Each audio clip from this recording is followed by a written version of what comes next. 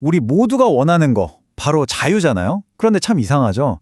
그토록 원하던 자유를 향해 막 달려갈수록 우리는 종종 보이지 않는 무언가에 더 단단히 얽매이곤 합니다.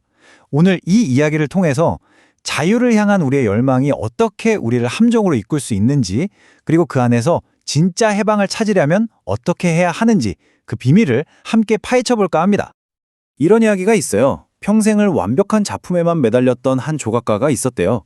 그러던 어느 날 정말 사소한 실수로 그토록 아끼던 조각상의 코를 딱 깨뜨리고 만 겁니다. 조각가는 하늘이 무너지는 것 같았겠죠.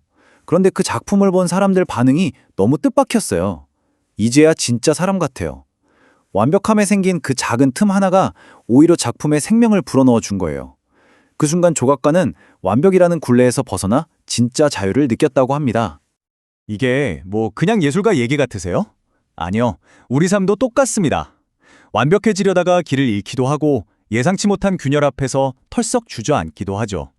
그래서 오늘 우리는 스스로에게 이 질문을 던져봐야 합니다. 내 삶에 닥쳐온 이 도전 앞에서 나는 그냥 굴복할 것인가? 아니면 이걸 딛고 이겨낼 것인가? 이 질문이 오늘 우리가 살펴볼 이야기의 바로 심장입니다. 자, 바로 이 지점에서 자유의 역설이 시작됩니다. 생각 한번 해보세요. 돈에서 자유로워지고 싶어서 정말 악착같이 일하는데 결국 돌아보면 돈의 노예, 일의 노예가 되어 있잖아요. 다른 사람들 시선에서 좀 벗어나고 싶다 생각하지만 그럴수록 SNS 좋아요 하나에 마음이 오르락내리락하는 우리 모습처럼요. 자유를 향해 나아갈수록 오히려 더 무거운 멍에를 짊어지게 되는 이 아이러니. 이것이 바로 우리가 만날 첫 번째 인물의 이야기입니다. 그럼 이 역설을 아주 그냥 제대로 보여주는 첫 번째 인물부터 만나볼게요. 그의 이름은 이사갈입니다. 그는 편안함에 안주하고 싶은 유혹이 어떻게 우리를 올가매는지 그 과정을 생생하게 보여줍니다. 성경을 보면 이사갈을 건장한 나귀에 비유하는데요. 이게 무슨 뜻이냐면 힘도 장사고 끈기도 엄청 낮다는 거예요. 마음만 먹으면 얼마든지 넓은 들판에 나가서 자기 능력을 마음껏 펼칠 수 있었던 거죠. 하지만 그가 선택한 곳은 어디였을까요? 바로 아늑하고 편안한 양의 우리싸에였습니다. 잠재력은 차고 넘쳤는데 그는 그 자리에 그냥 꿇어 앉아버렸습니다. 자, 여기서 우리가 안정이랑 안위를 좀 구분해야 돼요. 이 슬라이드 한번 보시죠. 안정 자체는 분명 축복입니다. 쉴 수 있는 기반이고 하나님이 주신 선물이죠. 하지만 이만하면 됐지 하고 주저앉는 순간 그 축복은 우리를 마비시키는 안일이라는 독이 되어버립니다. 이사갈이 빠져버린 함정이 바로 이것이었습니다. 성경에 보면 참 재밌는 비교가 나오거든요. 바로 개미예요, 개미. 개미를 한번 보세요. 누가 시키거나 감시하지 않아도 여름 내내 부지런히 자기 양식을 모으잖아요. 움직일 힘을 자기 안에서 만들어내는 거죠. 안락함에 주저앉아서 스스로 움직일 힘을 잃어버린 이사갈과는 정말 정반대의 모습입니다. 그 결과는 정말 비극적입니다.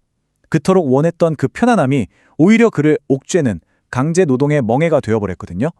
자유롭고 싶어서 편안함을 택했는데 아이러니하게도 그 편안함 때문에 노예가 되어버린 거죠. 안락함이라는 달콤한 유혹이 얼마나 무서운 덫이 될 수 있는지 보여주는 대목입니다. 이사갈이 편안함이라는 아주 눈에 보이는 덫에 걸렸다면 두 번째 인물 단은요, 훨씬 더 교묘하고 위험한 함정에 빠집니다. 바로 지혜의 독이라는 함정이죠. 단의 이름 자체가 심판하다라는 뜻을 가졌어요. 그만큼 그의 지파에게는 공의를 세우고 옳고 그름을 분별해야 하는 아주 중요한 역할이 주어진 겁니다. 한마디로 지혜와 판단력이라는 특별한 선물을 받은 셈이죠. 그런데 정말 무서운 예언이 그를 기다리고 있었어요. 심판자로 부름받은 그가 길 위에 독사가 될 거라는 겁니다. 사람들을 올바른 길로 이끌어야 할 존재가 오히려 길에 숨어서 사람들을 넘어뜨리고 해치는 존재가 되어버린다는 거죠. 정말 소름 돋는 반전 아닌가요? 아니, 어떻게 그 좋은 지혜가 도구로 변할 수 있었을까요? 바로 이 슬라이드에 그 과정이 담겨 있습니다. 지혜에 사랑과 겸손이 쏙 빠져버릴 때, 친절하게 대하는 것보다 내가 옳다는 걸 증명하는 게 더 중요해질 때, 그리고 가장 결정적으로 내 판단이 곧 하나님의 판단이라고 착각하는 순간 그 지혜는 더 이상 선물이 아니라 무서운 무기가 되어버립니다. 결국 단의 이야기는 우리가 너무 잘 아는 이 잠언이 그냥 하는 말이 아니라는 걸 보여주는 거죠. 교만은 패망의 선봉이다. 자신의 지혜에 도취된 그 교만의 끝이 얼마나 허무하고 파괴적인 지를 말입니다. 바로 그때 이 모든 예언이 막 쏟아져 나오는 그 한가운데서 아버지 야곱이 갑자기 이렇게 외치는 거예요. 여호와여, 나는 주의 구원을 기다리나이다. 이건 마치 이야기의 흐름을 딱 끊는 것처럼 들리는 아주 절박하고 진솔한 고백입니다. 그리고 이 고백 안에 이사갈과 단의 문제를 풀 유일한 열쇠가 숨어 있습니다. 야곱의 이 고백이 도대체 무슨 의미인지 그건 바로 세 번째 인물, 갓의 이야기에서 훨씬 더 분명해집니다. 갓은 우리에게 안주하거나 교만해지는 대신에 전혀 다른 승리의 길을 보여주거든요. 갓에게 주어진 예언도 참 역설적이에요. 그는 늘 공격을 당할 거라고 합니다. 군대에게 추격당하고 모든 걸 빼앗기는 것처럼 보이겠죠? 하지만 예언은 거기서 끝나지 않아요. 도리어 그 뒤를 추격하리로다.